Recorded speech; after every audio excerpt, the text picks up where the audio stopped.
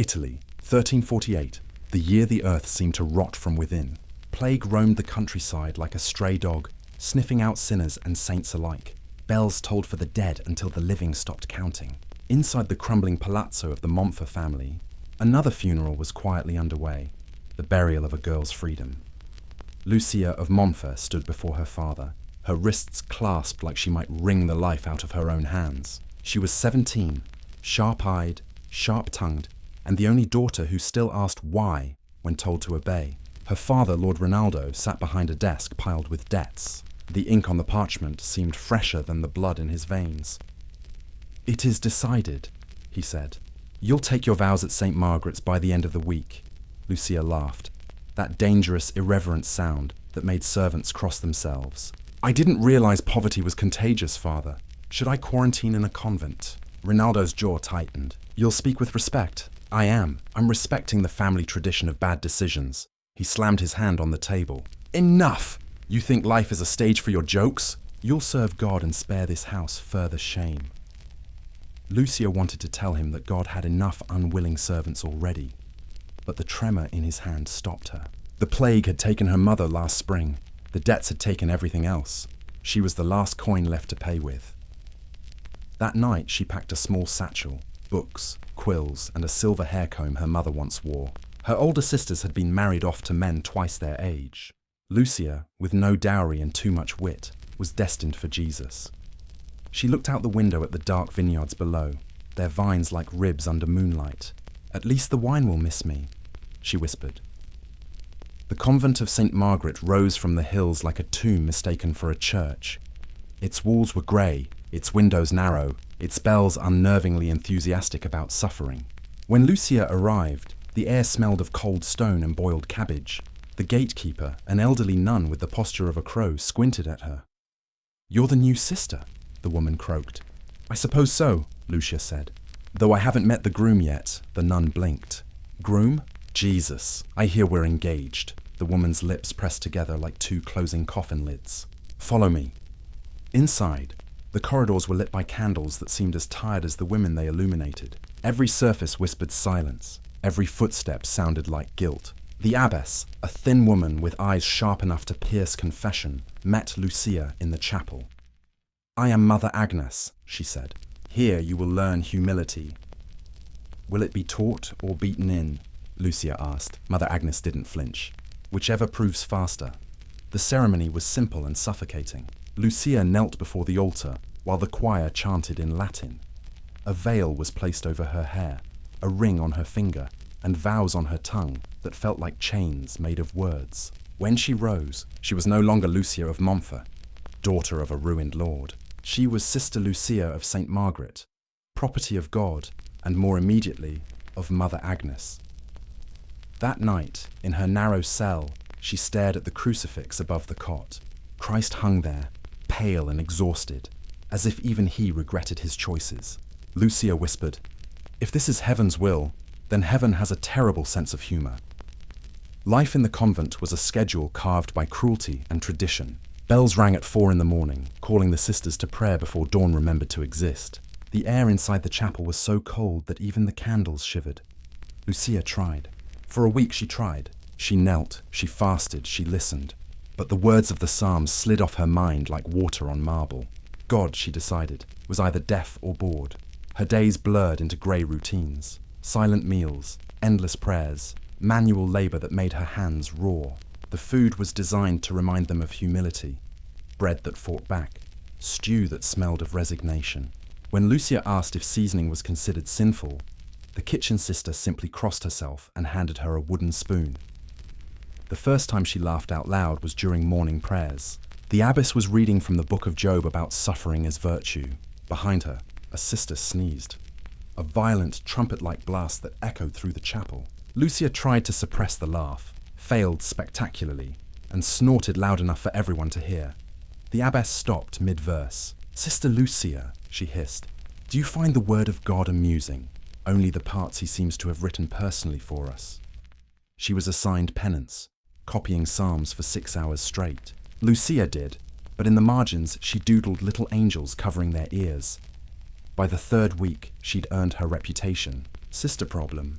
The name stuck faster than incense smoke. Even the older nuns muttered it with equal parts irritation and admiration. Lucia found small joys where she could, humming hymns off-key, sneaking bits of bread to the convent cat, and telling sarcastic parables to anyone brave enough to listen. At night, she wrote in a hidden notebook smuggled from her family estate. Observations, sketches, jokes that would have scandalized a priest. God made woman from Adam's rib, one entry read, perhaps to remind her she was destined to poke him when he slept. Her friendship with Sister Alina began over a broken candle. The younger girl, barely 16, was crying in the corridor after dropping it. Lucia knelt beside her. "It's just wax," she said, "not the end of the world." "I'll be punished," Alina whispered. "Mother Agnes says clumsiness is a reflection of the soul." "Then my soul must look like a tavern after a festival." Alina's laughter came out as a gasp. "You shouldn't say such things." Someone should. They became inseparable. Alina, soft-hearted and hopeful. Lucia, sharp and reckless. Together, they found ways to survive the monotony, swapping glances during prayers, inventing silent jokes with raised eyebrows. Sister Caterina sometimes joined them, though she spoke little and smiled even less. Lucia suspected Caterina's silence hid more than piety. Everyone had secrets here. One evening after Vespers, the three of them lingered in the cloister garden. The sky was bruised purple, the air heavy with the scent of damp stone. Lucia stared at the distant hills beyond the convent wall. "Do you ever think about what's out there?" she asked. "Sin," Caterina said flatly. "Freedom," Lucia countered. "Same thing," Caterina murmured. Winter came early that year. Frost crawled through the cracks of the convent like an uninvited penitent. The sisters' breaths turned to ghosts during midnight prayers. Lucia caught a fever, mild but persistent. Mother Agnes called it divine correction. Lucia called it bad ventilation. Confined to her cell for a week, she spent the days staring at the crucifix, trying to decide whether Christ looked more pitying or amused. When the fever broke, she dragged herself to the chapel, thinner but unrepentant. The abbess, unimpressed by her survival, assigned her to assist in the cellar, where the sacramental wine was kept. That was where temptation first tasted like freedom. The cellar was cold, silent, and smelled faintly of paradise. Rows of barrels lined the walls, each labelled with a saint's name, as if holiness could be stored in oak. Lucia ran her fingers over one marked Sanctus Paulus and whispered, "Well, Paul, I think you and I are going to get along."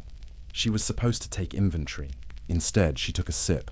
The wine burned her throat and warmed her ribs like laughter. She closed her eyes and let the dizziness spread. For the first time since entering the convent, she felt human again. That night, she lay awake, tasting rebellion on her tongue. It wasn't just the wine. It was the realization that obedience had never saved anyone, not in this world. Maybe not in the next. Sunday arrived with its usual sermon about sacrifice. Mother Agnes preached that joy was a distraction from holiness. Lucia wondered if holiness had ever met misery. It seemed they were already married. When the abbess declared that laughter was the devil's breath, Lucia nearly choked on hers. After Mass, the sisters dispersed to their chores. Lucia remained in the chapel, watching sunlight struggle through the stained glass. Dust floated in the air like tiny souls uncertain of their destination. She approached the altar, the same one where she'd been bound to God by words she didn't believe. "You and I have an arrangement," she whispered to the crucifix. "I pretend to obey, and you pretend to listen. Let's not ruin it." A shadow moved behind her. "Mother Agnes, what did you say?" Lucia turned, calm as a saint caught mid-sin. "Just confessing my lack of enthusiasm." "Enthusiasm is not required. Faith is," Lucia smiled. "That's fortunate. I have neither." The slap echoed like a hymn gone wrong. The abbess's hand trembled. Whether from anger or fear, Lucia couldn't tell. She touched her cheek, still smiling, and whispered, "Bless you, Mother." That night she was assigned additional penance, fasting and silence, two luxuries she'd already mastered. Days turned into weeks, weeks into months. The world outside the walls continued to rot with plague and politics. But inside St. Margaret's, time stood still. Lucia adapted, not by surrendering, but by transforming boredom into art. She began writing secret letters addressed to no one, satirical sermons, philosophical jokes, imaginary confessions. In one, she wrote, "If God made us in his image, Perhaps he too enjoys a good scandal. Alina sometimes smuggled her ink and parchment, nervous but thrilled. If they find out, they won't, Lucia said. They're too busy saving souls to notice someone actually living one. But even rebellion grew lonely. Some nights, when the wind howled through the corridors, Lucia felt the weight of her isolation. She would stare at the candle flame until her eyes watered and whisper, "I miss being wrong in public." The convent slept, dreaming of salvation. Lucia stayed awake, dreaming of laughter. On the eve of Lent, she was summoned again to the abbess's office. Mother Agnes held a letter sealed with her father's crest. "Your family writes that your sisters are wed. Your father is ill." Lucia felt a pang, sharp and inconvenient. "Is he dying?" "Everyone is dying," the abbess said. "Pray for his soul." Lucia nodded, eyes dry. "I'll pray for his creditors too. Your insolence will destroy you." "Only if you stop helping," Lucia replied. She left before the punishment was declared. Outside, the sky was red with sunset, the colour of wine and warning. She walked to the garden, where the first crocuses pushed through frost, defiant and foolish. Lucia knelt beside them, hands clasped as if in prayer. "If faith means surrender, I choose defiance," she murmured. "If silence is holy, I'll speak louder." A bell rang in the distance, calling the sisters to vespers. Lucia stood, brushed dirt from her knees, and looked back at the convent's looming walls. "Tomorrow," she said softly, "I start believing in something, myself." And somewhere beyond those walls, as if heaven itself overheard her blasphemy, thunder rolled across the valley. Lucia smiled. "Good, at least someone's listening." Morning began before mercy. The first bell ripped through the convent's silence at 4, summoning every woman from uneasy dreams into the chill of obedience. Lucia groaned, pressing her face against the rough wool blanket. Somewhere in the dark, Sister Alina whispered, "We'll freeze before we're forgiven." Lucia smiled into her pillow. Forgiveness is cheaper than firewood. By the time they reached the chapel, dawn had yet to bother arriving. Candles sputtered along the stone walls, their flames trembling like reluctant believers. The sisters knelt in rows, wrapped in black veils that made them indistinguishable from shadows. The abbess's voice rose and fell, steady as a metronome of misery. Lucia mouthed the words, but her thoughts wandered. She counted the cracks in the floor, the coughs of the older nuns, the number of times Mother Agnes said, "Obedience." 42, by her guess. She imagined standing up mid-prayer and saying, "Obedience seems overrated, Mother. Have you tried curiosity?" Instead, she sneezed, loudly. Heads turned. Alina bit her lip to keep from laughing. Mother Agnes paused mid-verse. "Sister Lucia," she said slowly, "are you ill?" Lucia wiped her nose with the sleeve of her habit, just allergic to divine authority. The silence afterward was biblical. She scrubbed floors for 3 hours as penance. The water was cold enough to numb thought. When her knees began to ache, she whispered, "If humility's the goal, I'm nearly holy." A passing nun hissed, "Pride damns the soul." Lucia dipped her rag, wrung it out, and smiled. "Then at least I'll go to hell with clean floors." By mid-morning, the convent was awake in full misery. Bells dictated every breath. Prayer, labour, silence, reflection, more silence. The schedule was carved in stone, literally, inscribed on the wall of the refectory like divine law. Breakfast was porridge thick enough to be used as mortar. Conversation was forbidden, though the sound of chewing filled the room like gossip in disguise. Lucia counted spoons instead of sins. After the meal, Mother Agnes read aloud a sermon about the dangers of laughter. "The devil enters through smiles," she warned. "Joy tempts the soul from righteousness." Lucia wanted to ask if the devil also entered through boredom, but she'd run out of knees to kneel on. The day's work was spinning wool in the workroom. Rows of women sat hunched over their wheels, turning fleece into thread, salvation into tedium. Lucia's hands moved automatically, her mind drifting. She thought about the vineyards of her childhood, the sunlight trapped in grapes, her mother's laughter echoing through the kitchen. It felt like another life, or worse, a dream she had mistaken for memory. Sister Caterina sat across from her, silent as always. Her fingers worked deftly, her gaze never lifting. Lucia watched her a moment, curious. "You spin like you're angry at the thread," she murmured. Caterina didn't look up. "It keeps me from thinking." "About what?" "About before." Lucia leaned in. Before the convent, Katerina's lips tightened. Before I believed. That was the end of that conversation. At noon, the bells rang again. The sisters gathered in the courtyard for a procession. The sun had finally breached the hills, spilling light over the grey walls. It was almost beautiful, in a funereal way. As they sang, Lucia noticed a small bird perched on the convent gate. A sparrow, defiant against the cold. It tilted its head, chirped once, and flew away over the wall. She watched it until Mother Agnes caught her gaze. "Eyes forward, sister," the abbess said. Lucia obeyed, whispering under her breath, "Even the birds don't take orders." That evening, she found Alina in the laundry room, struggling with a pile of robes. Steam clouded the air, smelling faintly of soap and penance. "I swear they multiply," Alina groaned. "They do," Lucia said. "Every sin confessed adds another robe to wash." Alina laughed, a quick, startled sound. She glanced around nervously. "Don't! Someone will hear." Lucia leaned close, voice low. "If laughter's forbidden, why does it feel holy?" Alina didn't answer, but her smile lingered. The next morning, Lucia was summoned to Mother Agnes's office. The abbess sat behind a desk stacked with ledgers, her hands folded like a pair of disciplined spiders. "I've received reports," she said. "You disrupt prayer. You mock the sacred. You encourage levity." Lucia bowed her head just enough to be sarcastic. "I'll try to encourage despair next time." The abbess's eyes narrowed. "You misunderstand your purpose here. We are brides of Christ." Lucia lifted her gaze. "Does he visit often?" "I've yet to receive flowers." A sharp inhale from the abbess. "Blasphemy will not be tolerated." "I'm not blaspheming," Lucia said lightly. "I'm complaining about a negligent husband." The punishment was predictable. Fasting and silence. Lucia accepted both graciously. Silence, she found, could be weaponized. During meals, she exaggerated gestures, miming conversations so absurd that Alina nearly choked trying not to laugh. During prayer, she mouthed invisible words, letting the abbess wonder whether she was reciting psalms or insults. The more they tried to suppress her, the more alive she felt. It was dangerous, intoxicating.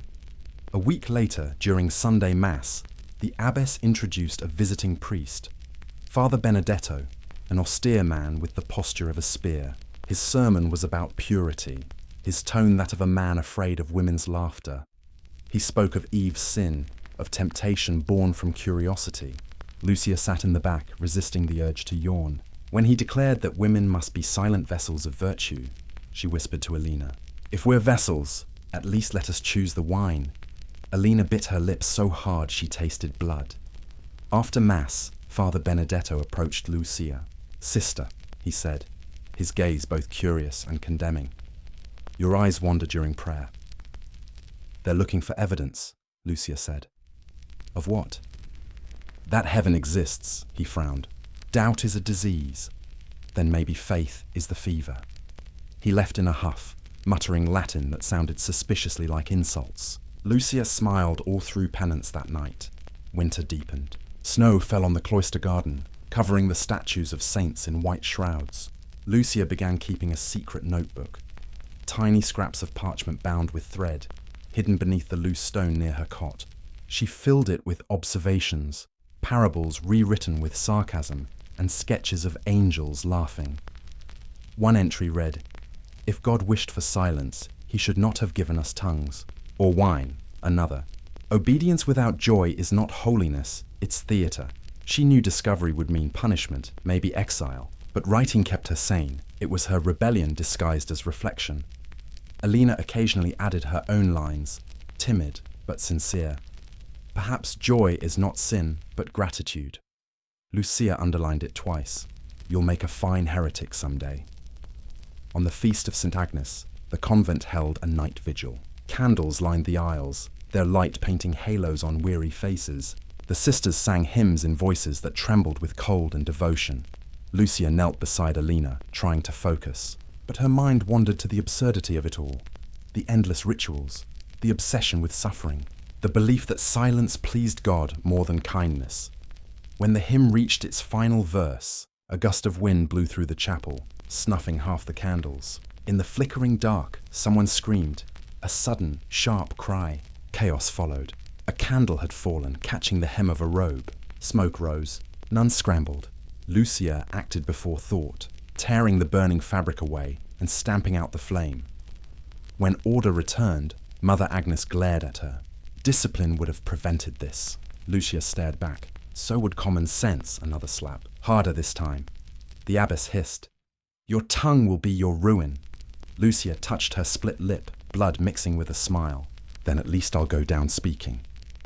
Days later, the incident was still whispered about. Some said the fire had been divine warning. Others said the devil tested their humility.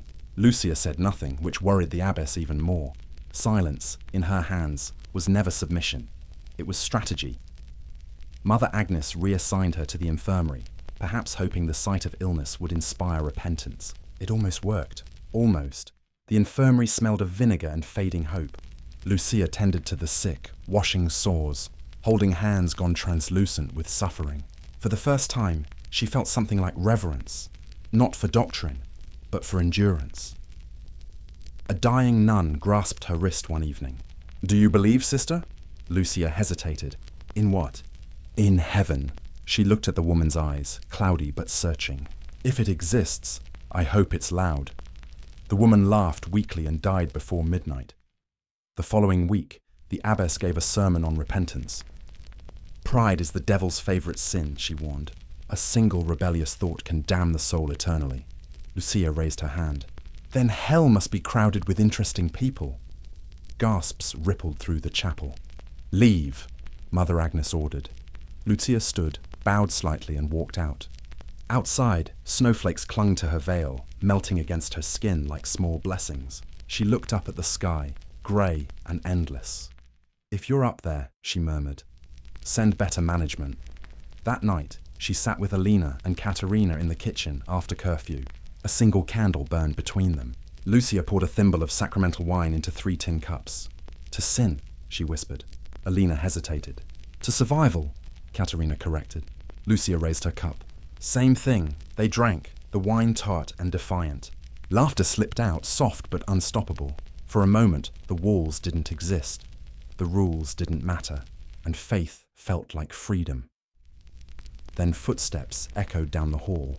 They froze, the door creaked open, just a draft. No one there, Lucia exhaled. Even ghosts need amusement, she said. Alina giggled, hand over her mouth. Katerina allowed the smallest smile. In that instant, Lucia realized joy could survive anywhere. Even in hell, especially in hell. Later, alone in her cell, she wrote one final line before sleep claimed her. If holiness is silence, then laughter is salvation. She blew out the candle. Darkness folded around her like a habit too tight to breathe in. Somewhere beyond the walls, an owl called, sharp and lonely. Lucia smiled into the dark. Good night, God, she whispered. Try harder tomorrow. The cellar beneath St. Margaret's was a different kind of sanctuary, one that smelled of oak and secrets instead of incense and guilt. Lucia discovered it by accident, or so she claimed later, though no one believed her. The abbess had sent her there to check inventory, after Sister Benedicta had miscounted the barrels. Lucia had no intention of counting anything except how many minutes it took to feel alive again. The door groaned as she pushed it open. Cool air brushed her face, rich with the scent of wine and damp stone. She descended the stairs slowly, each step creaking like a whispered invitation. Candles lined the walls, their flickering light catching the dust that floated like stray prayers. She traced her fingers over a barrel labeled Sanctus Paulus, the wood cold and smooth beneath her touch. You again, she murmured. We've met before.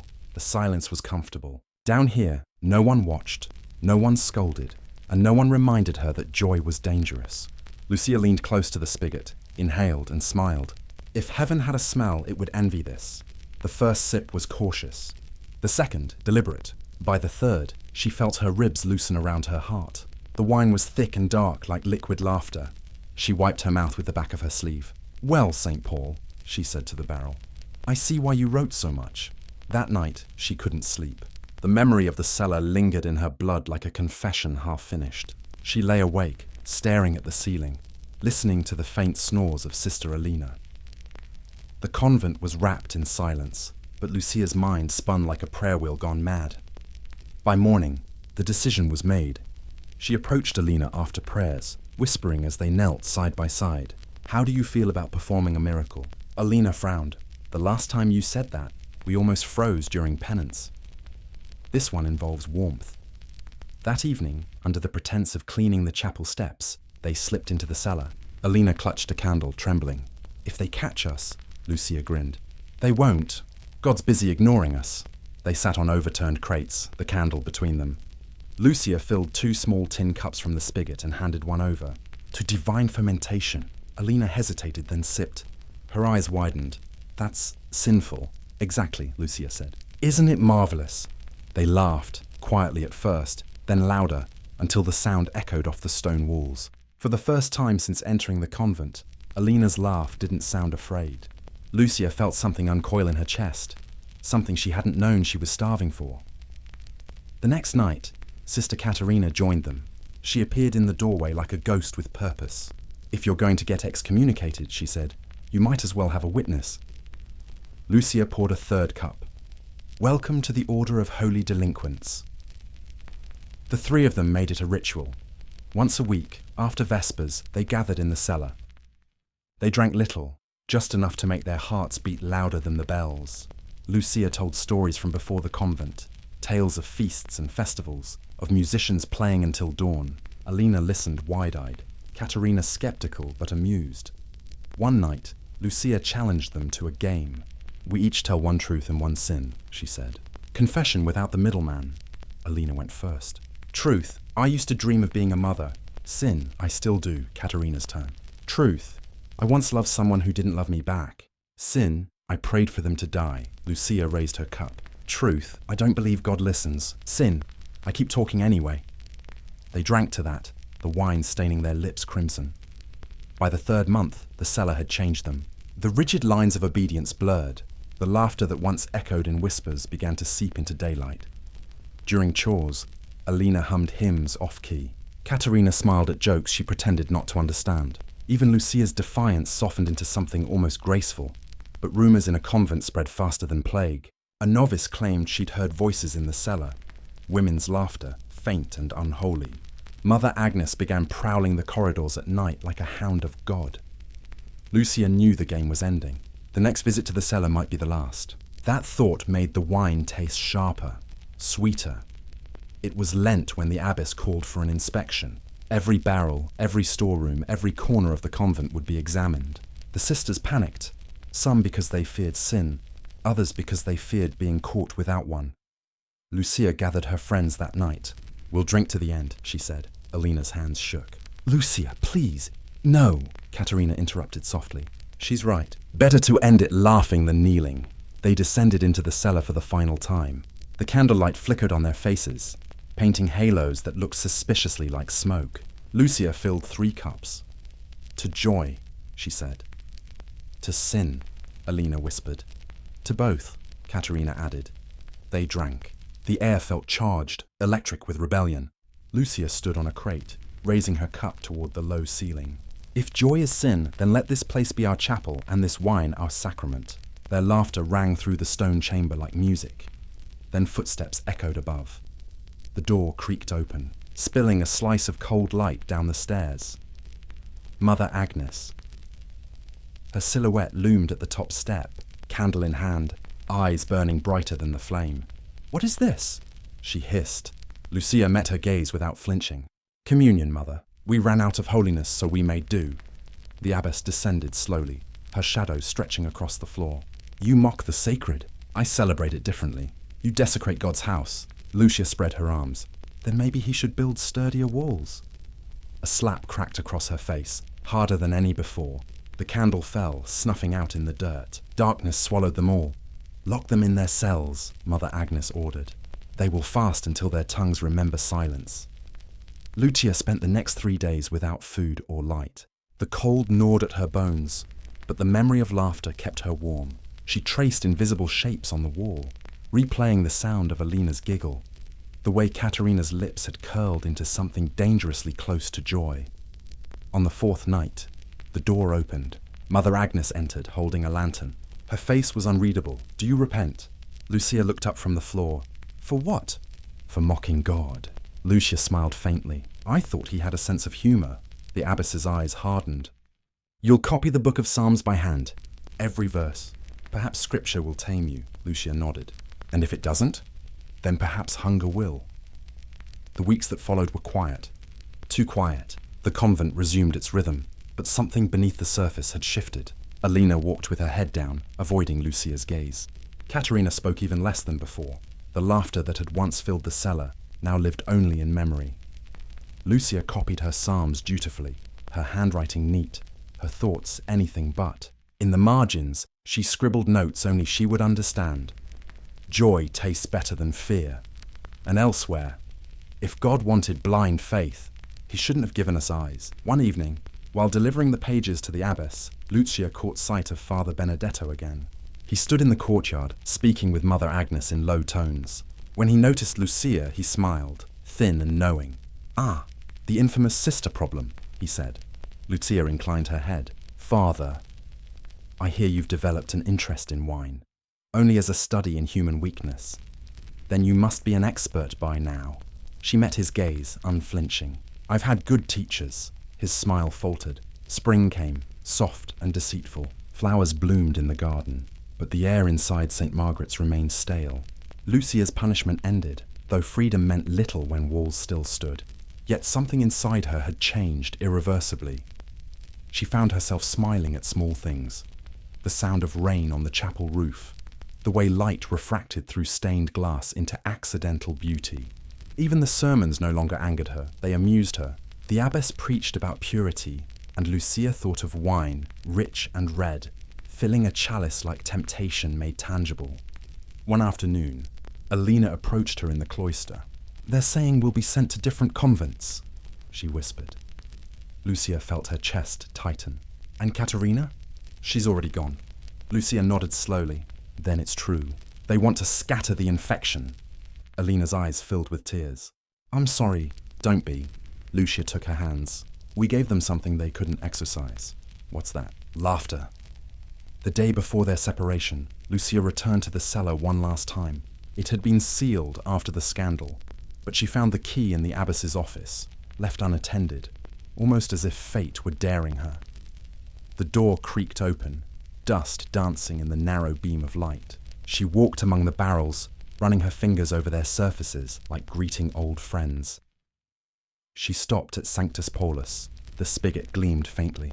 She drew a small sip, more ritual than indulgence. The taste was familiar, bittersweet.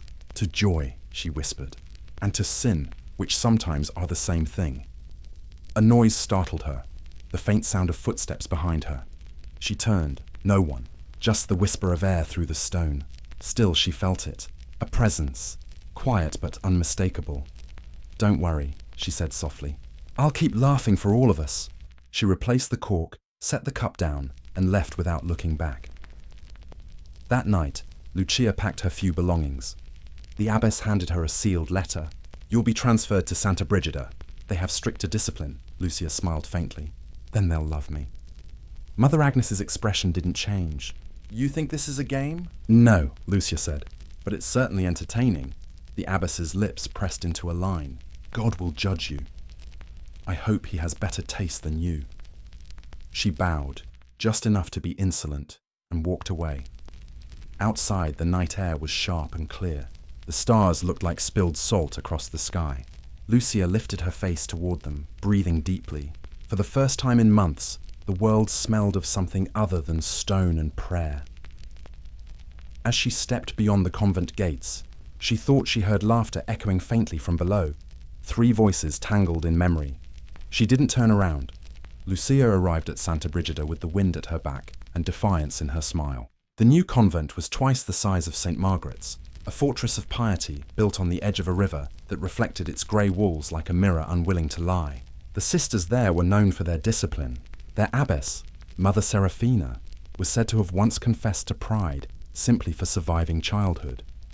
Lucia was introduced to her during supper. The refectory smelled of lentils and penance. Rows of silent women ate in mechanical unison, while a novice read scripture from a raised pulpit. Lucia's arrival broke the rhythm. Heads lifted, eyes widened. Mother Serafina regarded her over steepled fingers. "Sister Lucia of Montfort," she said, her voice smooth as polished marble. "We've heard much about you," Lucia bowed. "I hope it was entertaining." A convent is not a stage, sister. That explains the lack of applause. A sharp murmur passed through the room. The abbess's expression didn't change, but the air around her seemed to tighten. You will learn silence here. We value humility above wit, Lucia smiled. Then I shall be of little value indeed. They assigned her to the infirmary again, perhaps believing suffering could tame her. It almost worked for a while. The sick nuns at Santa Brigida were gentler, less fearful. Lucia's jokes coaxed smiles from pale faces, her irreverence a strange kind of medicine. But word spread quickly, the new sister with laughter in her voice. The one who spoke as if God were an old friend she enjoyed teasing. Some called her charming, others called her dangerous. Soon even visiting priests came to see her, under the pretense of spiritual guidance. They came armed with scripture and curiosity, and Lucia met both with equal mischief. The first was Father Matteo, young and solemn, with eyes too soft for his cassock. He visited the infirmary one morning, ostensibly to bless the patients. When he reached Lucia, she was helping an elderly nun drink broth. "Do you require blessing, sister?" he asked. Lucia looked up. "Only if it comes with better soup." He smiled despite himself. "Your humor is unorthodox." So was Christ's compassion. He blinked. "You compare your wit to holiness? I compare laughter to grace. Both heal, one just faster." He left unsettled, but not displeased. The next day he returned with a loaf of bread. "For the patients," he said, though his eyes betrayed another reason. Lucia broke the loaf and handed him half. For the healer, then. The moment was brief, fragile. She saw the flicker in his gaze, the struggle between vow and desire. It fascinated her more than it should have. Weeks passed, and the convent's atmosphere began to shift. Some sisters whispered that Lucia's presence lightened their burdens. Others claimed she tempted them from virtue. A few, braver than most, sought her counsel in secret. One night, Sister Eleanor confessed that she felt nothing during prayer. "I kneel. I speak the words, but it's like shouting into fog," she said. Lucia handed her a cup of water. "Maybe stop shouting. God might prefer conversation. But that's not how it's done." Lucia smiled. "Maybe that's why no one's answering." Her words spread like wildfire through dry reeds. Soon, half the convent was whispering them, Mother Seraphina noticed. The abbess summoned Lucia to her chambers. The room smelled of incense and authority. Behind the desk stood a tall wooden crucifix, Christ carved in exquisite agony. Mother Seraphina didn't look up from her writing. "You're causing unrest, am I?" Lucia asked lightly. "I thought I was causing laughter." "Laughter breeds rebellion. Then rebellion must have an excellent sense of humor." The abbess set down her quill. "Do you enjoy testing boundaries, sister?" "I enjoy discovering where they pretend to be." "You mistake cleverness for wisdom, perhaps. But I've seen more truth in a joke than in half the sermons I've heard." A dangerous silence followed. Finally, the abbess said, "There will be a visitor tomorrow, His Excellency Bishop Brandini. You will speak with him. Perhaps he can remind you of your vows." Lucia bowed slightly. "How kind of you to schedule my salvation." Bishop Brandini arrived the next afternoon, his entourage trailing behind him like a storm front. He was a man of influence, heavy with sanctity and self-regard. His ring glittered with the reflected light of other people's faith. Lucia met him in the garden, under the statue of the Virgin Mary. The bishop studied her as though she were a text in need of correction. "So," he said, "you are the troublesome nun." "I prefer exceptionally alive," Lucia replied. He smiled thinly. "Your reputation precedes you. The church has little patience for mockery." "Then the church must be very tired," she said. His eyes narrowed. "Do you believe yourself above discipline?" "No," she said softly. "I simply believe joy is not disobedience." He circled her slowly. "You twist words like a serpent," Lucia tilted her head. "And yet you came to listen." He stopped. "You speak as if holiness were a joke." Lucia looked at the Virgin's statue, the stone face serene and distant. "Holiness without laughter is cruelty in disguise." The bishop's voice hardened. "You tread dangerous ground, sister. A woman's tongue can damn her faster than her sin." Lucia met his gaze. "Then may my damnation be eloquent." That evening the convent buzzed with gossip. Some swore the bishop left furious. Others whispered that he'd looked shaken. Mother Seraphina said nothing, but her glare during Vespers could have set candles aflame. Lucia's punishment came quietly. She was forbidden to speak for a fortnight. Silence again, her old companion, but this time it felt different. The sisters watched her with a strange reverence, as if her defiance had made her sacred. Unable to speak, Lucia communicated with expressions, gestures, the arch of an eyebrow. When Sister Elena tripped carrying bread, Lucia's exaggerated gasp made her laugh out loud. It was contagious. By the end of the week, laughter rippled through the convent like sunlight through clouds. Mother Serafina increased prayer hours in response. One night, Father Matteo visited again, under the pretense of delivering supplies. The infirmary was empty except for Lucia, who was cleaning bandages. "You shouldn't be here," she said. "I could say the same of you," he replied. She glanced up, eyes gleaming in the lamplight. "You came to save me, perhaps to remind you that salvation still exists. And yet you're the one breaking the rules." He hesitated, then stepped closer. "You make it hard to remember them." Lucia felt the air shift between them, thick with everything neither dared to name. For a heartbeat, the world held its breath. Then she laughed softly. "Careful, Father. The devil's already wearing my veil." He left without another word. By midsummer, the convent had become something unrecognizable. Rules blurred. Prayers grew shorter. Laughter replaced whispers. The sisters held small feasts in the garden, celebrating saint days with forbidden joy. Lucia didn't lead them. She simply refused to stop them. Mother Serafina tried to restore order. "You're poisoning their souls," she told Lucia. "I'm curing their despair. Your pride blinds you, maybe, but your fear blinds you more." The abbess's composure cracked. "You think God smiles upon your mockery?" Lucia's smile softened. "I think he misses it." Then came the letter from Bishop Brandini. He would return, accompanied by church officials, to conduct an inquiry. The news spread like fire. Some sisters wept, others prayed harder. Lucia merely shrugged. "Perhaps they'll bring better wine this time," she said. When the bishop arrived, the convent braced for judgment. The investigation was swift and merciless. Questions flew like arrows. Who laughed first? Who encouraged disobedience? Who turned prayer into play? Lucia answered each calmly, her words balanced between truth and provocation. "Did you hold gatherings after hours?" "Yes, but we called them miracles." "Did you drink wine?" "Only to toast the Holy Spirit's sense of humor." "Do you repent?" "For what? Happiness?" The bishop slammed his hand on the table. "Enough! You've corrupted these women!" Lucia leaned forward. "No, Your Excellency. I reminded them they were still alive." The abbess flinched as if struck. That night, Lucia sat alone in her cell, awaiting whatever punishment they would invent. She felt no fear, only exhaustion, and a strange kind of peace. The laughter, the wine, the defiance, they had all led here to this quiet reckoning. Footsteps approached. The door opened. Father Matteo stepped inside, his face pale. "They mean to send you to confinement," he whispered. "A silent order in the mountains. You'll never speak again." Lucia smiled faintly. "That seems redundant." "I can't let them do this. You can't stop them." He looked at her. Anguish and awe mingled in his eyes. "Why don't you run? You could still escape." "Because I'd rather be caged laughing than free in silence." He hesitated, then took her hand. "They'll call you blasphemer." "They already do." He pressed her fingers to his lips just once. Then he left. Lucia sat in the darkness, heart steady, mind bright. Somewhere outside, thunder rumbled, the sky's applause. At dawn, Mother Serafina came for her. "The carriage is ready," she said. Lucia rose, smoothed her habit and smiled. "Good, I've always wanted a scenic exile." As they walked through the courtyard, the sisters gathered silently along the walls. No one spoke, but many smiled through tears. Lucia paused at the gate, turning back. "Keep laughing," she said softly. "It confuses the saints."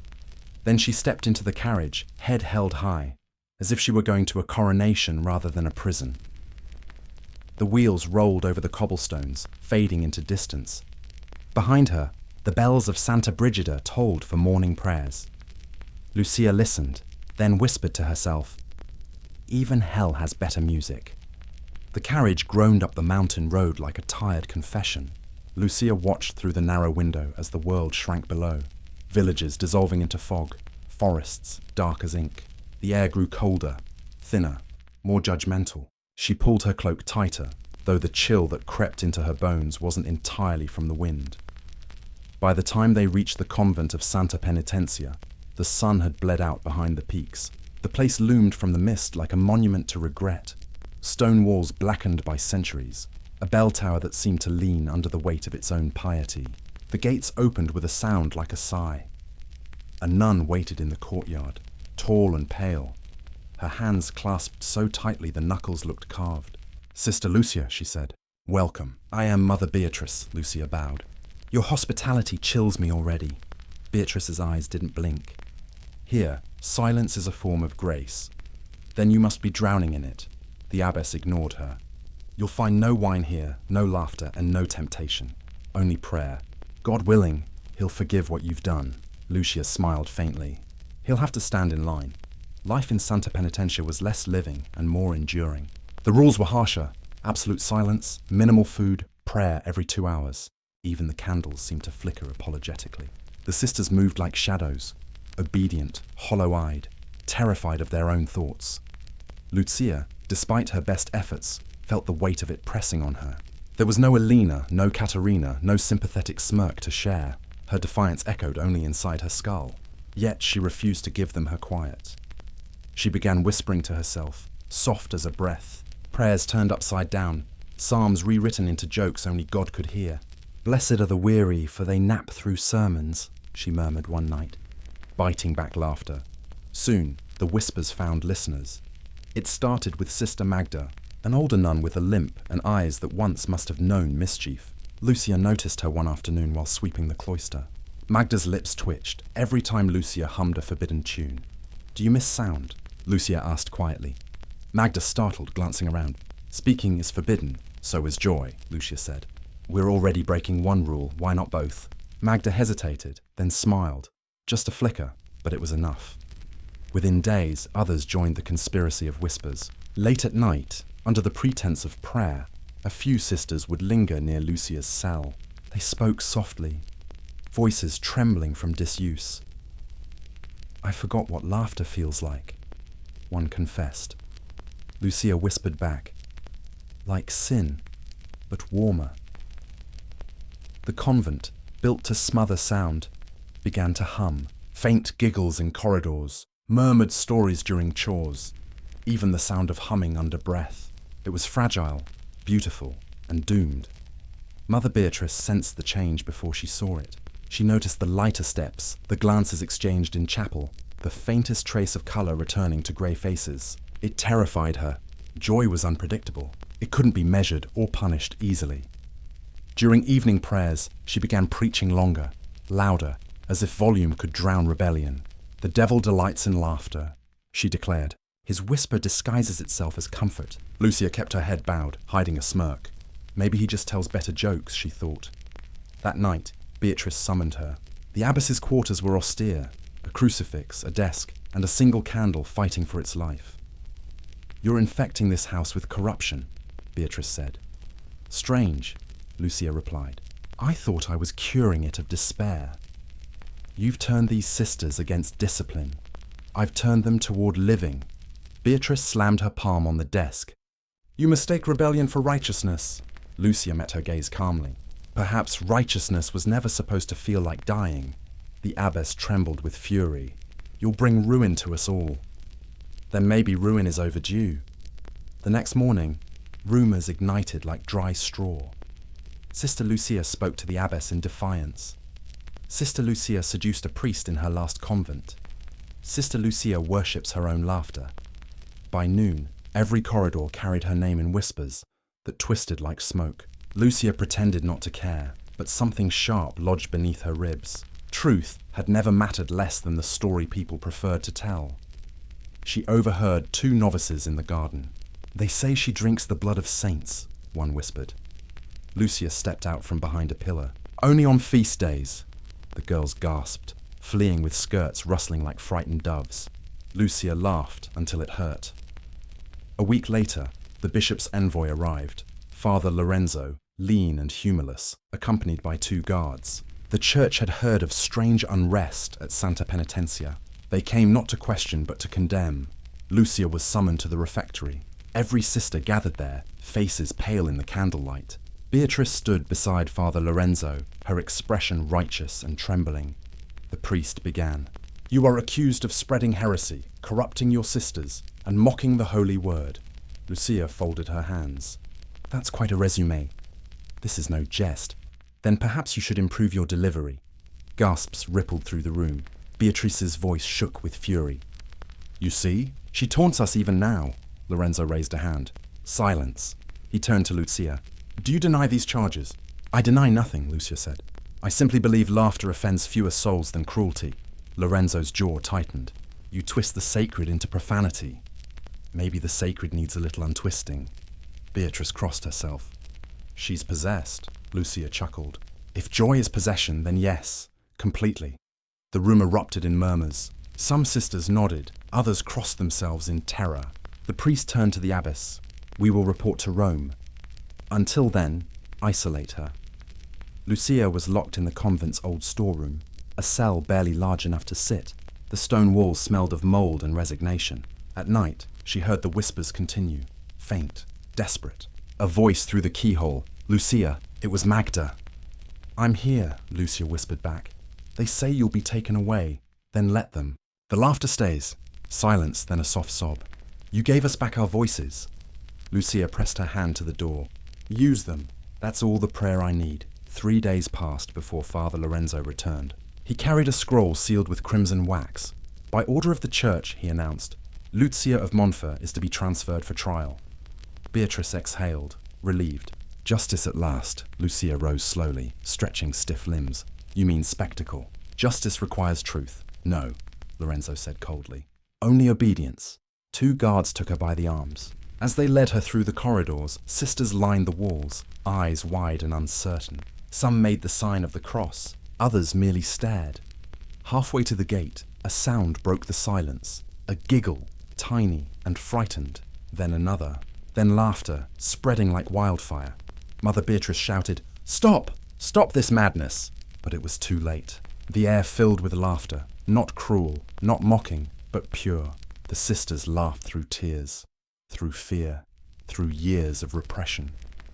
Lucia turned her head toward them, smiling. "Looks like the devil's hosting mass," she said. Father Lorenzo shoved her forward. "Enough!" Outside, the wind howled through the courtyard, but even it seemed to carry an echo of laughter. That night, the abbess couldn't sleep. She walked the halls, haunted by the sound of joy she couldn't silence. In her office, she found a note, Lucia's handwriting, left on the desk. "Mother Beatrice, if God truly despises laughter, then perhaps hell will be the first place I feel at home. Yours in amusement, Lucia." The abbess burned it immediately, though her hands shook so violently, the flame nearly caught her sleeve. The next morning, Lucia was gone. Her absence left a silence heavier than any sermon. But the whispers remained. Sister Magda led morning prayers with a tremor in her voice, then dared a small smile. Others followed. The abbess shouted until her voice broke, but no one stopped smiling. By sunset, laughter once again echoed through the convent's halls. It frightened them and freed them. Meanwhile, in the bishop's carriage winding down the mountain, Lucia stared out the barred window. The sky burned orange, setting the peaks ablaze. She felt no regret, no fear, only a strange, wild gratitude. The guard beside her muttered, "You've ruined good women." Lucia turned, eyes bright. "No, I reminded them they weren't dead." He looked away, muttering a prayer. Lucia leaned back against the wooden wall, closing her eyes. The memory of the sisters' laughter rose in her mind, louder than the rattling wheels, louder than judgment itself. "Even if they silence me," she whispered to the wind, "the echo will keep them awake." And for the first time in weeks, she laughed, soft and fearless, a sound too alive for any cell to contain. The trial began on a Tuesday, which felt strangely mundane for something so grand and cruel. The cathedral where it was held stood at the heart of Florence, its spires stabbing the grey sky like accusations. Lucia, shackled but unbowed, was led through a crowd of onlookers, merchants, beggars, wives clutching rosaries, and a few who smirked as though expecting a show. In truth, they were. Rumour had turned her into a legend before she ever reached the city. The laughing nun, they called her. The devil's bride, the saint of scandal, God's jester. Each name contradicted the last, and Lucia found the contradictions delightful. She walked with her head high, the chains clinking a rhythm like distant bells. Inside, the cathedral was colder than any prison she'd known. Torches flickered along the marble walls, casting long shadows across the frescoed saints. The tribunal sat elevated behind a heavy oak table, Bishop Brandini presiding, flanked by priests and scribes ready to transcribe every word she dared to twist. A hush fell as she was brought forward. Brandini regarded her with the smug patience of a man who believed he was already victorious. "Sister Lucia of Montfort," he began, "you stand accused of heresy, sedition against holy authority, and the corruption of sacred vows. How do you plead?" Lucia smiled. "Hungry!" The bishop's nostrils flared. "You mock this sacred proceeding?" "No, Your Excellency," she said sweetly. "I simply find hunger more immediate than damnation." A ripple of laughter escaped the crowd before being stifled by glares. Brandini's face darkened. "You will restrain your tongue, or we will remove it." Lucia bowed slightly. "Wouldn't that make confession difficult?" Gasps echoed through the hall. Brandini raised a hand for silence. "You dare treat the word of God as jest." "I treat it as conversation," Lucia replied. "It's you who turned it into theatre." The first witness was Mother Beatrice, pale as the wax dripping from the candles. She stood rigid, clutching a crucifix like a weapon. "She brought chaos into our house," Beatrice said. "She defied discipline, mocked our vows, and led the sisters into sin. We were once pure. Now we are infected." Lucia tilted her head. "Did the laughter kill anyone, Mother?" Beatrice ignored her. "She spoke against the church, against obedience, against God himself." Lucia's voice softened. "No, I spoke for the people who'd forgotten how to live." The abbess's eyes glistened. "You ruined souls." "Perhaps," Lucia said, "but I gave them back their hearts." A murmur rolled through the onlookers. Even Brandini hesitated before snapping, "Silence!" Next came Father Lorenzo, his face tight with guilt. He couldn't meet her eyes. "I was ordered to escort her for trial," he said. But during the journey, she continued her defiance. "She mocked the church's authority and—" Lucia interrupted. "And what else, Father?" "Surely there's more interesting gossip," he faltered. "She claimed laughter was holier than obedience." Lucia grinned. "I stand by that claim." The bishop leaned forward. "Explain yourself." Lucia took a breath, her voice steady. "Obedience without understanding is fear. Fear without hope is cruelty. I've seen more mercy in a joke than in all your punishments." "You blaspheme!" Brandini roared. "No," Lucia said softly. "I remind you that God invented joy. You're the ones trying to outlaw it." The tribunal broke for midday prayers, though few could focus. Outside the cathedral, people argued, some cursing Lucia, others defending her. She could hear them even from the holding cell. "She's mad," someone said. "She's brave," said another. "She's a witch. She's just honest." Lucia smiled at the irony. Truth, it seemed, had better marketing when spoken by a heretic. When the guards returned for her, she thanked them. "Do you ever tire of dragging saints and sinners to the same room?" One guard muttered, "You're neither." Lucia winked. "Then I'm exactly where I belong." Afternoon light slanted through the cathedral windows as the trial resumed. Dust floated in the air, looking almost holy. Bishop Brandini rose from his chair, robes rustling like thunder. "You fancy yourself clever, sister, but cleverness will not save your soul." "I doubt obedience will either," Lucia said. He gestured toward the audience. "You see her arrogance. Pride is the devil's breath." "Then it must be contagious," Lucia replied. Laughter rippled again. Nervous, scandalized, alive. Brandini slammed his fist down. "Enough! You are an insult to the faith." Lucia's smile faded. "No, Your Excellency. The insult is what you've done to it." The silence that followed was thick and dangerous. She continued, voice low but clear. "You preach compassion, yet you punish joy. You speak of heaven, but you build prisons. If God is love, you've turned him into a warden." The bishop's face flushed red. "You dare presume to interpret the will of God?" "Someone has to," Lucia said. "You've been terrible at it." The hall erupted, half in laughter, half in outrage. The guards stepped forward, but Brandini raised a trembling hand. "Let her speak," he said, eyes glinting with fury. "Let the world hear her madness." Lucia stepped closer to the dais, chains rattling. "You call this madness? Then so be it. My madness comforts the lonely. It makes the fearful brave. It reminds us that holiness is not misery dressed as virtue. If that damns me, I accept it, blasphemer." Someone shouted from the crowd. Lucia turned toward the voice. If joy is blasphemy, then the angels must be guilty too. Brandini stood, trembling. You mock the divine. Lucia's eyes met his. I mock the cruel pretending to be divine. The bishop ordered her silence, but Lucia had already stolen the moment. Even the scribes hesitated, their quills hovering mid-air. God does not fear laughter, she said. Only tyrants do. Brandini's voice cracked like a whip. You twist scripture to suit your vanity. Lucia tilted her head. And you twist fear to suit your power. He lunged forward, striking her across the face. The crowd gasped. Blood welled at the corner of her mouth, but she only smiled through it. Thank you, Your Excellency, she said softly. It's refreshing to see faith finally move someone. The blow had cost him more than her.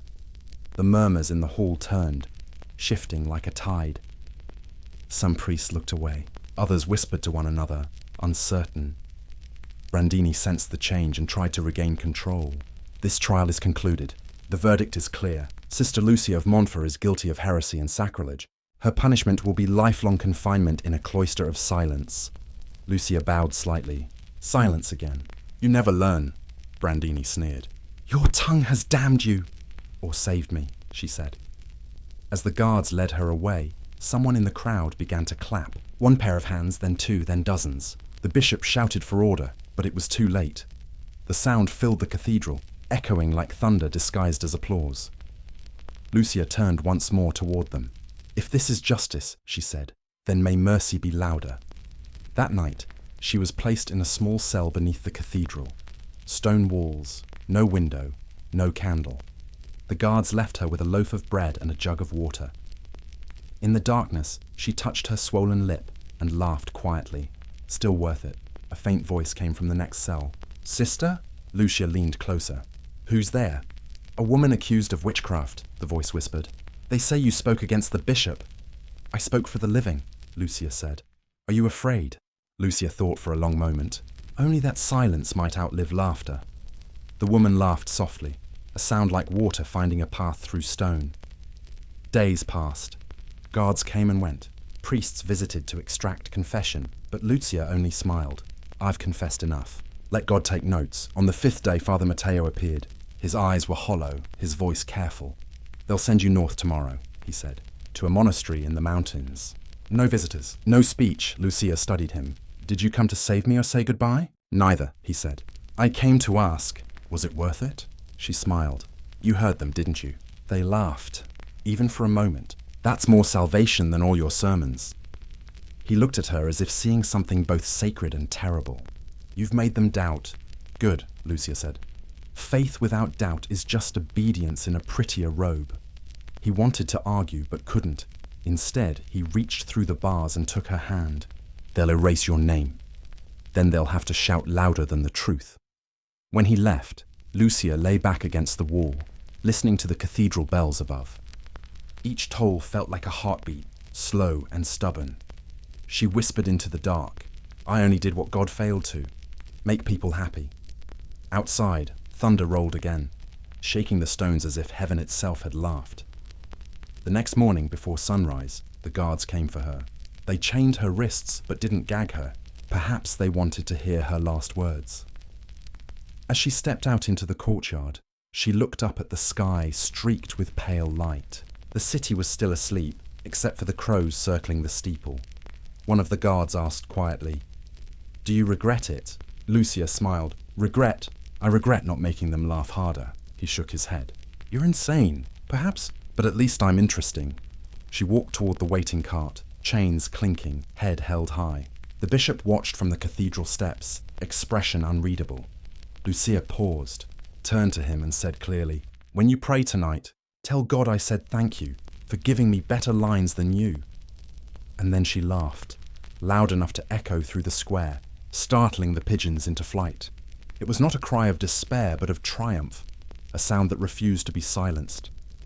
The monastery of San Corvino sat like a scar on the spine of the Apennine Mountains. It was a place the church forgot on purpose, built for those they wanted remembered only by God. Snow blanketed its rooftops even in late spring, and the wind carried a constant, mournful hum, as if the mountains themselves prayed for escape. When the cart reached its gates, Lucia felt the temperature drop as though she had stepped into a different kind of death. The guards handed her over to a silent procession of nuns, their faces hidden behind grey veils. No one spoke. No one needed to. Silence was not a rule here. It was the air itself. Mother Elder, the abbess of San Corvino, greeted her at the door. Her face was a landscape of discipline, eyes the colour of flint. "Sister Lucia," she said softly, voice scraped thin by years of restraint. "You will find peace here." Lucia tilted her head. "Peace or punishment? They are the same thing if you are faithful." Lucia smiled faintly. "Then I suppose I'm doomed to be restless." Elder didn't respond. She turned and led the way down a corridor so narrow it seemed designed to make even angels claustrophobic. Her new cell was smaller than any she'd known. Bare stone walls, a wooden cot, a crucifix carved crudely enough to look almost human. There was no window, only a slit for air. The single candle provided more shadow than light. "Meals will be placed outside your door," the abbess said. "You will speak only during confession, if you find anything left to confess." Lucia looked around. "You've created the perfect echo chamber. Congratulations." Elder regarded her without emotion. "God will hear what you cannot say." When the door closed, Lucia exhaled. "Then he's in for a long conversation." Days blurred into each other, colourless and slow. The bells dictated the rhythm of her existence. Prayer, silence, sleep, repeat. The food was a grey paste that tasted like surrender. The cold seeped through her bones until she no longer knew where she ended and the stone began. But silence, Lucia discovered, had texture. It wasn't empty, it was alive. It breathed with the creak of wood, the hiss of her breath, the faint hum of the wind outside. At first it mocked her. Later, it became her companion. She began to talk to it, quietly at first, then freely. "You're not so holy," she told the air. "You just like hearing yourself not speak." Her voice startled her. It sounded different, as if it belonged to someone older, calmer. That night, she traced shapes on the wall with her fingertip, pretending they were words. "If holiness means silence," she whispered, "then saints must die of boredom." Weeks passed. The abbess visited occasionally, checking for signs of repentance. Lucia gave her smiles instead. "Have you prayed for forgiveness?" Elder asked one afternoon. "I tried," Lucia said, "but I kept laughing halfway through. You mock even solitude. I improve it." Elder's lips tightened. "One day you'll understand the virtue of stillness." "Stillness," Lucia said, "is just death that learned manners." The abbess left without replying. In the courtyard, snow fell in slow spirals, erasing footprints as soon as they formed. Once a day, Lucia was allowed to walk its perimeter, 20 minutes of freedom measured in paces. She counted them, whispering to herself, "One for truth, one for laughter, one for sin." The other nuns glided past her like ghosts. Their eyes avoided hers, not out of hatred, but fear. Fear that her defiance might be contagious. Lucia smiled at each of them anyway. Small, silent blessings. Sometimes she caught one smiling back. At night, she dreamed of voices, not divine ones, but familiar. Alina's laughter, Katerina's quiet irony, the murmur of other women she had awakened. In her dreams, they weren't confined. They were dancing, their habits swirling like smoke around a fire. Lucia always woke laughing and crying at once. She began carving small words into the wall with the corner of her spoon. Just one word each night, tiny rebellions that no prayer could erase. Laugh, live. Remember. By the end of the second month, the wall read like a secret scripture. One evening, during her allotted walk, she heard something unexpected, a faint melody. It came from the chapel, hesitant and trembling, like a bird testing its wings. Lucia paused, heart pounding. Music. She followed the sound to the cracked door of the chapel. Inside, a young nun sat at the old organ, pressing the keys with the delicacy of someone touching sin. The tune faltered when Lucia stepped in. The girl gasped. "You're not supposed to be here." "Neither are you," Lucia said. The girl stammered.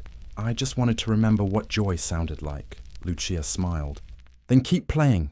I'll be punished. Then play loudly." The girl hesitated, then pressed another key. The note echoed through the chapel, pure and brave. Lucia closed her eyes, letting it wash over her.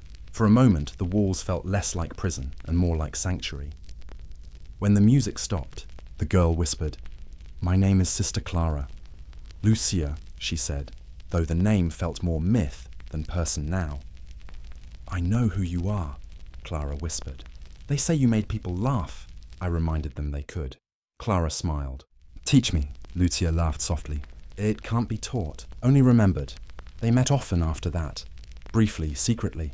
Clara brought scraps of parchment and ink stolen from the scriptorium. Lucia used them to write small parables, stories of saints who sinned, angels who drank wine, and sinners who prayed with laughter. Clara hid the pages beneath the altar. Why write them? She asked. No one will read them. Someone will, Lucia said, even if it's only the wind. The abbess discovered the writing 3 weeks later. Lucia was dragged before her, the pages scattered across the floor like fallen feathers. You dare defile holy space with this blasphemy, Elder demanded. Lucia knelt unrepentant. They're just stories. Elder's voice trembled. One of them claims God laughs. Lucia raised her head. Wouldn't you, if you'd made us? The abbess struck her, a sharp crack echoing off stone. You mistake your arrogance for enlightenment. Lucia's voice was steady. You mistake your fear for faith. Her punishment was confinement in the inner cell, a room within a room, darker and smaller than her old one. The abbess ordered no candle, no food for 2 days. Lucia curled on the floor, shivering, whispering to the dark. You again, she said. Miss me? The silence didn't answer, but it felt almost affectionate now. She laughed weakly. You're my most loyal audience. By the third night, hunger made her dizzy. She thought of her old friends, of wine and warmth and foolish joy. The memories flickered like candlelight in her mind. She whispered each name she remembered, turning them into prayer. Alina, Katerina, Magda, even Beatrice. Forgive them. Or don't. Just let them live. A faint sound replied. A knock 3 times from the other side of the wall. Lucia froze. Clara? She whispered. Another knock. Lucia smiled through tears. Good girl. When the abbess opened the door 2 days later, Lucia was sitting upright, calm and radiant. You haven't prayed, Elder said. I've done nothing else, Lucia replied. I just used different words. The abbess stared at her for a long moment. You're not broken, Lucia smiled. Neither are you. You've just forgotten how to laugh. Elder turned away quickly, leaving the door open longer than necessary. Months drifted by. The snow melted, revealing thin green shoots in the courtyard. The mountains softened, as if tired of being stern. Lucia's strength returned slowly. She was allowed to work in the garden now, planting herbs with Clara and 2 others who had begun to whisper again. Sometimes, while digging, she'd find herself humming. The others would join her, barely audible at first, then stronger. No one reported them. Even the abbess pretended not to notice. One evening, as the sun set behind the peaks, Lucia stood in the garden alone. The air smelled of thawing earth and hope. She whispered to the horizon. You didn't win. You know. The wind answered with a soft laugh. Hers, returned by the mountain. Inside her cell, the candle she wasn't supposed to have flickered beside the carved words on the wall. The last one she added that night was simple. Free. Later, when the bell called for midnight prayers, Lucia didn't go. She sat by the door, listening to the distant chant of voices she no longer hated. She spoke to the silence one last time. I'm still here, still laughing, and for the first time, the silence laughed back, not in sound but in feeling, a warmth spreading through the cold stone, as if the walls themselves remembered joy. Lucia smiled, leaned her head against the wall, and closed her eyes. Seems, she murmured. Even prisons get lonely. Outside, snow began to fall again, soft and soundless. But inside the monastery of San Corvino, something invisible had cracked open. Tiny, quiet, unstoppable. Winter returned to San Corvino without ceremony, sweeping through the valleys like a pale ghost that remembered its way home. The first snow came early, dusting the monastery roof in quiet surrender. Lucia awoke to the sound of the bell tolling through frost and mist, the same sound she had heard for nearly a year now. Yet this morning felt different, not heavier but electric, as if the air were waiting for something to begin. She rose from her cot, pulled her cloak around her shoulders, and whispered to the crucifix on the wall. Good morning, old friend. I hope you slept better than I did. The silence that answered her had grown familiar, no longer a punishment, but a companion that listened without judgment. outside her cell. The corridors glowed with the faint shimmer of candlelight. The other sisters moved through them like a procession of ghosts. Lucia joined them, her steps soft but unhurried. She had learned that even in captivity, she could choose her rhythm. At the morning meal, the refectory was as hushed as always. Wooden bowls, grey bread, a ladle of soup that tasted faintly of smoke. No one spoke, but Lucia could feel eyes glancing toward her. The kind that no longer feared her, but waited for her to do something impossible again. She caught sight of Clara across the table, her face hidden under her veil. The younger nun's hand brushed her rosary, and for a brief second their eyes met. Clara's mouth twitched in what might have been a smile. Lucia returned it with the smallest nod. A sound escaped her. A breath, half sigh and half laugh. It slipped from her before she could stop it. The room froze. Every head turned. Mother Elder's spoon clattered against her bowl. "Is something amusing, Sister Lucia?" Lucia looked up calmly. "Only life, Mother." The abbess's eyes narrowed. "We do not mock the Lord's table." "I wasn't mocking him," Lucia said. "I was grateful he still feeds us." Elder hesitated. Her lips parted, then closed again. For once, she said nothing. Lucia lowered her gaze, but the spark remained. The silence that followed wasn't hostile. It was curious, like the air before a candle is lit. That evening, the storm arrived. Snow hurled itself against the windows. Wind moaned through the stones. The sisters huddled in the chapel for evening prayers, their breath fogging in the cold air. The abbess's voice quivered slightly as she led the litany. Lucia knelt in the back row, eyes open, watching the flicker of the candles. She had begun to measure faith not by words but by warmth. How much light a prayer left behind. Tonight the flame danced wildly, as if trying to speak a language older than Latin. When the final Amen faded, the abbess rose to dismiss them. But a sudden crack of thunder shook the walls, snuffing out several candles. The sisters gasped. Lucia laughed softly. "Even heaven disapproves of your curfew." A ripple of giggles followed before anyone could suppress them. The abbess turned, furious, but the laughter had already spread. Soft, nervous, alive. For the first time in months, the chapel echoed not with chant, but with something human. Later that night, Lucia could not sleep. The storm raged outside, drumming on the roof like impatient fingers. She rose and lit her candle. On the wall, her carved words seemed to shimmer in the unsteady light. Laugh, live, remember, free. She traced them gently. "Almost, my darlings," she whispered. A sound startled her, a knock. Not the rhythmic signal she shared with Clara, but urgent. "Who is it?" she whispered. "It's Clara," came the breathless reply. "You must come, now." Lucia opened the door. The hallway was dim, shadows crawling along the walls. Clara's face was pale, eyes wide with something between fear and excitement. "What's happened?" "Mother Elder, she collapsed during night prayers. The sisters are praying for her in the chapel." Lucia followed, her bare feet cold against the stone. The chapel doors stood open. Inside, the abbess lay on the floor near the altar, her hands clutching the crucifix, her breath shallow. Father Lorenzo knelt beside her, summoned from the village below, his robes soaked with snow. He looked up at Lucia briefly, recognition flashing in his eyes.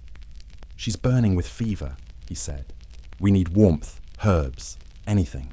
Lucia knelt beside the abbess and placed her hand against Elder's forehead. "She's ice and fire at once," she murmured. "Do something," Clara whispered. Lucia closed her eyes.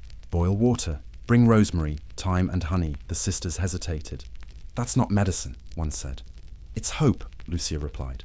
"Move," they obeyed. For hours, Lucia stayed by the abbess's side, wiping sweat from her brow, whispering small nonsense prayers she invented as she went.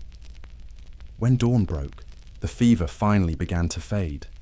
Elder stirred, opening her eyes. Her voice was a ghost of itself. "You should have let me go," Lucia smiled faintly. "You're too stubborn for heaven yet." The abbess looked at her long and hard, as if seeing her for the first time. Not the heretic, not the scandal, but the woman who refused to let even enemies die unloved. Over the next days, Lucia tended to her recovery. She sang quietly while changing bandages, humming tunes that reminded no one of hymns, but still felt holy. Once, as Lucia hummed, Elder spoke. "That sound, stop it." Lucia froze. "Does it hurt your head?" "No," Elder said softly. "It hurts my pride," Lucia smiled. Then I'll make it softer." The abbess didn't stop her again. The other sisters began visiting, first to help, then simply to listen. Clara brought herbs and stayed after curfew. Sister Magda, older and frail, confessed that she had started humming while cleaning the altar. "It feels like breathing again," she whispered. Lucia smiled. "That's because it is." Even Father Lorenzo, who stayed to ensure the abbess's health, seemed less certain of his righteousness. He watched Lucia as though trying to reconcile the woman before him with the stories that damned her. "You could have escaped," he said one night. "There's no guard, no lock strong enough to keep you." Lucia laughed quietly. "Escape to where? I'm freer here than most outside," he frowned. "You call this freedom? I call it peace," she said. "The kind you find when you stop asking permission to exist." By the second week, the abbess was walking again. She called Lucia to her cell. "You've saved my life," she said simply. Lucia bowed her head. "So we're even," Elder hesitated. "You think me cruel?" "I think you afraid." The abbess flinched. "Of what?" "Of joy. Because once you feel it, obedience feels small." Silence stretched between them. Then Elder said, "You're dangerous." Lucia smiled. "Only to cages." The abbess turned away, but Lucia saw it, the smallest curve of a smile at the corner of her mouth. Weeks passed, and the change in San Corvino spread like an unseen contagion. The sisters began to sing softly while they worked. Someone replaced the old candles with brighter ones. The garden bloomed early that spring, despite the cold. Lucia watched it all unfold with quiet pride. The monastery that once smothered laughter now hummed with it. Not loud, not defiant, just present. One evening, as the sun sank behind the mountains, the abbess summoned everyone to the courtyard. "We've lived too long in silence," she said. "Perhaps God does not require it so strictly after all." The sisters looked at one another, uncertain. Elder turned to Lucia. "Would you lead us in prayer?" Lucia blinked. "You're certain that's wise?" The abbess smiled faintly. "No, but it feels right." Lucia stepped forward. Her hands trembled slightly, though her voice did not. "Lord," she began, "we've mistaken quiet for peace and fear for faith. If you can hear us, forgive our silence. And if you can laugh, laugh with us, because we are trying to remember joy." When she finished, the courtyard was utterly still. Then, one by one, the sisters began to laugh. Not mockingly, but freely. Even the abbess joined them, her laughter thin and strange, but real. The mountains caught the sound and threw it back at them, echoing through the valley like a hymn reborn. That night, Lucia stood on the balcony overlooking the snow-covered peaks. The stars burned cold and bright above her. Clara joined her, carrying a candle. "Do you think they'll ever forgive us?" Clara asked. Lucia smiled. "They'll try, but forgiveness is slower than laughter." Clara's eyes shone. "Will they send for you again?" "Probably," Lucia said. "They don't like stories that end happily." "Then what will you do?" Lucia turned toward the wind. "Keep laughing. Maybe it'll echo long enough to outlive them." The younger nun nodded, her candle flickering in the breeze. Lucia reached out and cupped her hand around the flame. "Don't let it go out," she whispered. Clara looked at her. "The candle." Lucia smiled. "No, you." In the distance, thunder rolled again, but this time, Lucia thought it sounded suspiciously like applause. She threw her head back and laughed, the sound mingling with the wind until it became something larger, something eternal, and for a moment the whole mountain seemed to laugh with her. The thaw came late that year. Snow clung to the shoulders of the mountains, reluctant to surrender, while the valleys below were already greening with life. San Corvino seemed to breathe differently now. The bells no longer tolled like warnings but invitations. The air carried the faintest hum of something that might, in another world, have been called happiness. Lucia sat in the garden, ink-stained fingers working over parchment Clara had smuggled from the scriptorium. The morning sun warmed her face, and the scent of rosemary clung to the air. Her latest work was a small story, a fable about a saint who laughed.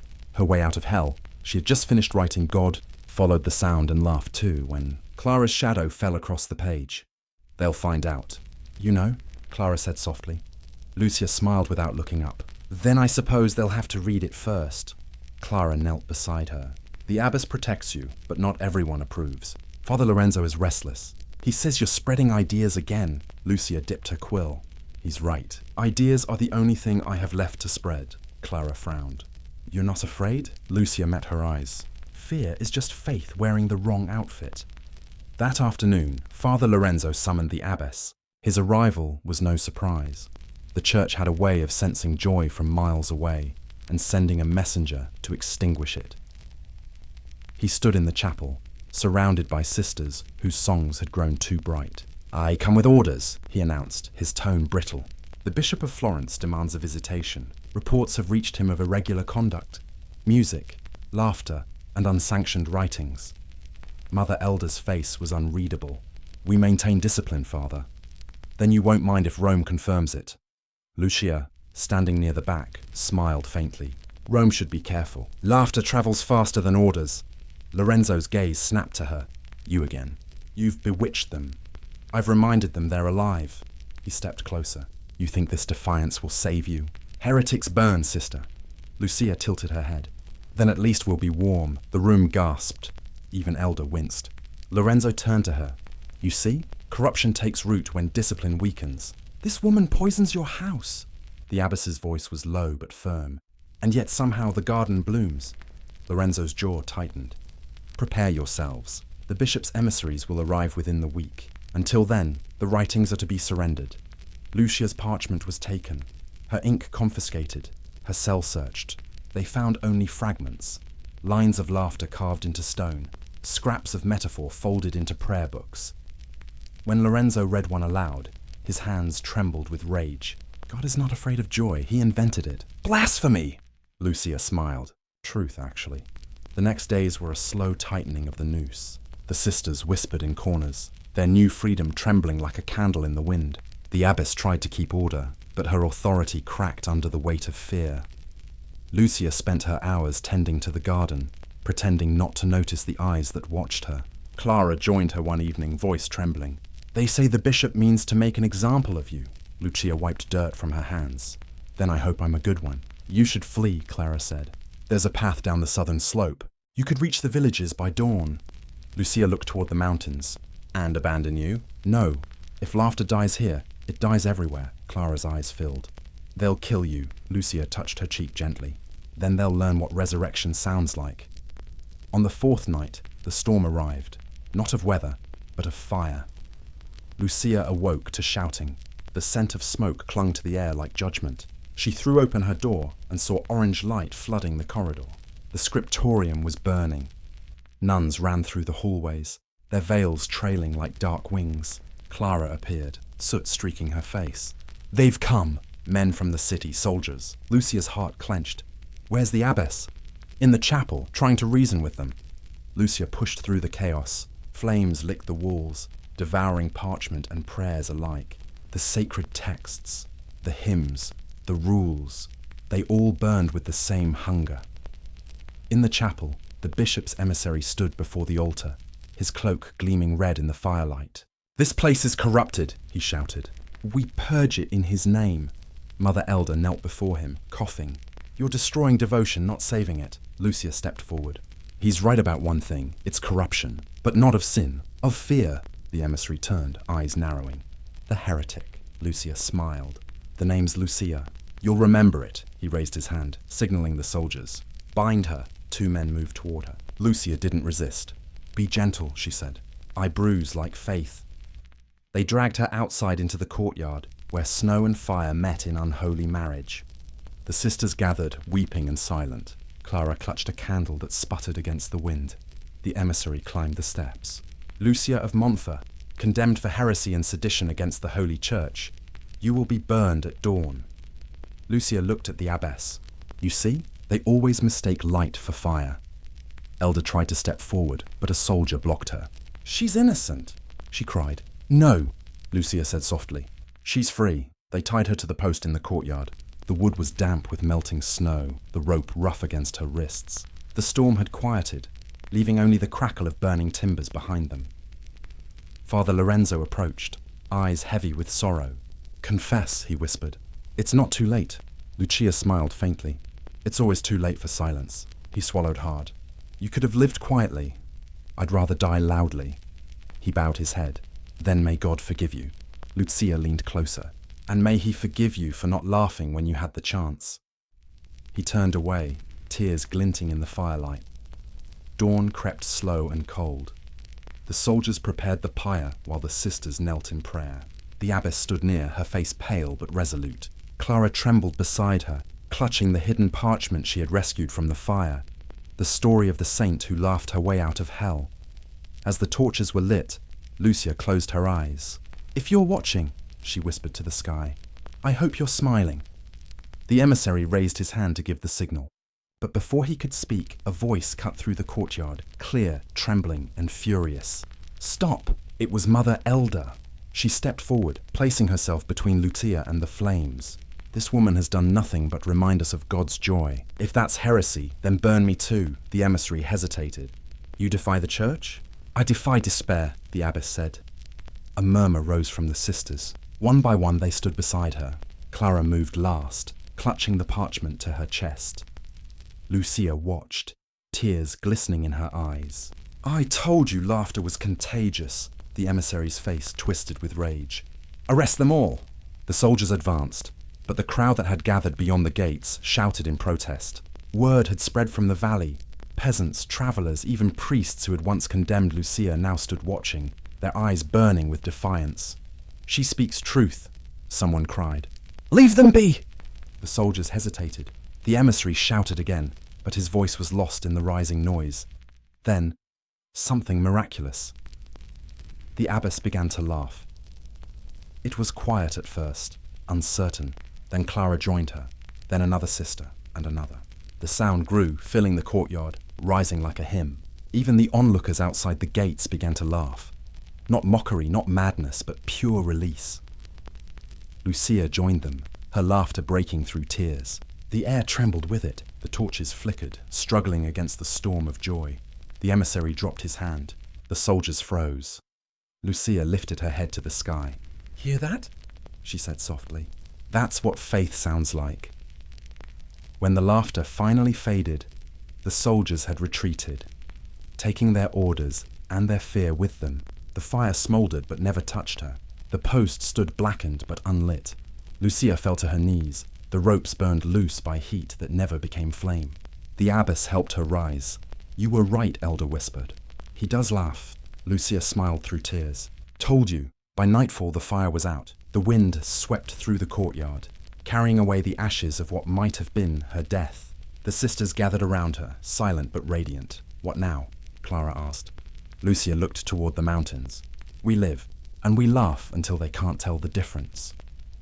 Later, as she sat by the dying embers, she pulled a small scrap of parchment from her sleeve, one she'd hidden long ago. On it were only 4 words. "Laughter is the prayer." She placed it in the flames, watching it curl and vanish. The smoke rose into the night like incense, disappearing into stars. Lucia closed her eyes and whispered, "Amen." Spring arrived late in the mountains, but when it came suddenly, like forgiveness. The air that once bit with cold now smelled faintly of earth and rebirth. The snow retreated up the slopes, leaving behind streams that giggled over stone, echoing the laughter that had saved the monastery. Lucia woke to sunlight spilling across her cell. For a moment, she didn't move. The warmth on her face felt almost foreign. After so long, her first thought each morning was no longer, "What will they take from me?" but "What can I give today?" She rose slowly, her knees stiff from months of confinement and prayer. But the ache was different now. Earned, not inflicted. She dressed, washed, and walked to the courtyard, where the sisters were already gathering. San Corvino no longer looked like a prison. Flowers grew where ash had fallen. The walls, once grey and sullen, seemed softer under ivy and sunlight. The air carried not silence, but song. Clara was there, feeding the doves. She smiled when she saw Lucia. "You slept late. I was dreaming," Lucia said. "About God laughing," Clara giggled. "Again?" "Always." Lucia tilted her head, listening to the wind. "He's persistent." By midday the abbess called for assembly. Mother Elder stood at the front of the courtyard, her back straight but her eyes kind. Age had caught her, but not defeated her. "My sisters," she began, "our house has been tested by fire and fear, yet here we stand, still praying, still laughing, still alive. Rome has sent no new orders, perhaps because they do not know what to do with us." The sisters chuckled quietly. Elder smiled faintly. Let them wonder. We serve God in our way now. And if that means we are strange in their eyes, so be it. She looked at Lucia. Sister Lucia of Montfort, you began something none of us understood. Would you speak to us once more? Lucia blinked, surprised. You want a sermon from a heretic? Elder's lips curved. From a woman who taught me to breathe again. Lucia stepped forward. The courtyard fell silent. She looked around, the faces of women who had once feared her now glowing with trust, the sky blue as forgiveness. I've been called many things, she began. Witch, fool, saint, liar. All of them are true, in their way. A ripple of soft laughter. I used to think God hid in silence. That to be holy meant to whisper. But then I realized silence can be a kind of fear. The fear that joy might wake the dead parts of us. She took a breath, feeling the mountain wind brush her cheek. When they tried to burn me, I laughed. Not because I was brave, but because I finally understood something. The fire wasn't mine to fear. It was theirs. They were afraid of light they couldn't control. The sisters watched her, unmoving. Even the wind seemed to listen. So laugh, Lucia said. Not out of mockery, but out of love. Laugh at despair. Laugh at the rules that say you must be small to be holy. Laugh until your fear mistakes you for God's echo. When she finished, the courtyard was utterly still, then filled with the sound she loved most, laughter, rolling like thunder made of grace. That evening, Lucia walked alone through the garden. The sun was sinking behind the peaks, the sky bruised with violet and gold. She touched the herbs she'd planted months ago, now grown wild and fragrant. Father Lorenzo appeared behind her. He looked older, tired. His priest's collar loosened as if it choked him. I came to say goodbye, he said. Lucia turned, smiling softly. You're leaving? Rome recalled me, he said. They want a report about you, and what will you tell them? He hesitated. That I saw a miracle, though not the kind they'll believe. Lucia chuckled. Then we understand each other. Lorenzo studied her. You could leave with me. They would not dare touch you now. She shook her head. No, my work isn't finished.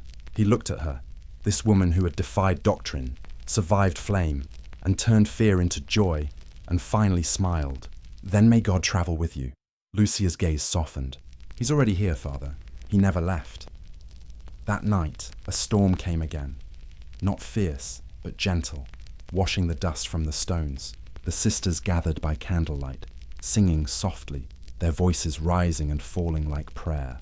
Lucia sat among them, hands folded, eyes closed. For the first time in years, she felt peace, not as surrender, but as expansion. Later, when the others slept, she walked outside. The courtyard glistened under rain. The firepost still stood in its corner, blackened but whole. She touched it gently. You and I, old friend, she whispered. We burn differently. Months passed, then years. Word of San Corvino spread quietly through Italy and beyond. Travellers came, not to confess, but to listen. To hear the strange sisters who sang during Mass and laughed at the end of prayer. They left lighter, carrying the rumour of a miracle. The church tried once or twice to reassert order. But every messenger who came returned changed. Some angry, some silent, a few smiling without explanation.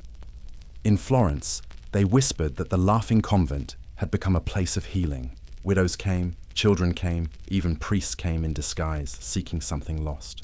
They all found it. Lucia became legend long before her death. Some said her laughter could stop storms. Others claimed she walked barefoot on snow without leaving footprints. Clara wrote her sayings in secret, hiding them in psalms, so they'd be read in Mass. One line spread farthest of all. Laughter is the language of the soul unafraid of God. When age finally came for Lucia, it came kindly.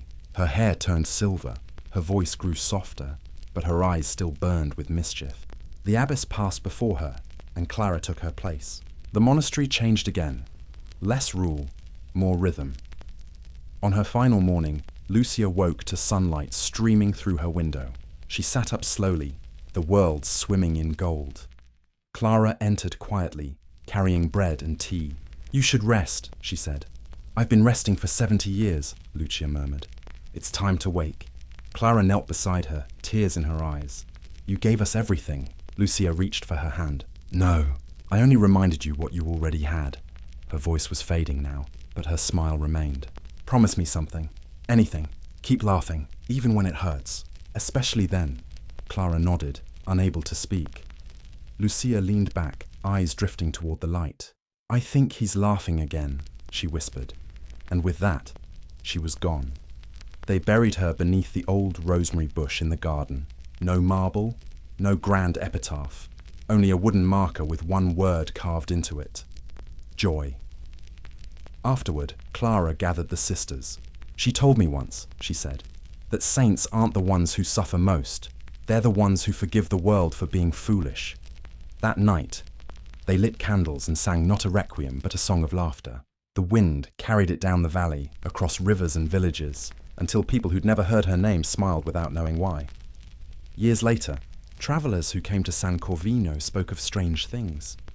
They said that on quiet nights, a voice could be heard in the courtyard, a woman's laugh, soft and bright, echoing through the stones. The doves would stir, the candles would flicker, and the air would feel lighter, as if heaven itself had joined the joke. And so the legend grew of Lucia of Montfort, the nun who laughed at the pyre, who taught even priests to smile, who turned silence into song. Some called her saint, others sinner, but all agreed on one thing. Her laughter never died. It lived in the walls, in the wind, in the hearts of those who'd forgotten that holiness could sound like joy. And sometimes, when the world grew too solemn, a burst of laughter would rise from nowhere, startling the faithful, comforting the weary, and reminding everyone that God somewhere was still laughing too.